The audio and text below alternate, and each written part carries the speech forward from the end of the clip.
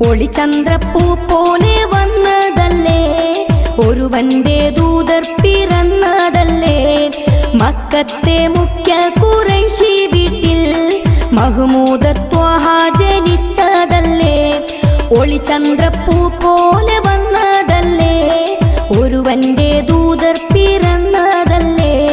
മക്കത്തെ മുഖ്യ ഖുറൈശി വീട്ടിൽ മഹ്മൂദ് ത്വാഹ ജനിച്ചതല്ലേ. യാ നബി സലാം, യാ റസൂൽ സലാം, ഹാത്തിമുൻ നബി അവരില്ലായിരം സലാം. യാ നബി സലാം, യാ റസൂൽ സലാം, ഹാത്തിമുൻ നബി അവരില്ലായിരം സലാം. ഒളിചന്ദ്രപ്പൂ പോലെ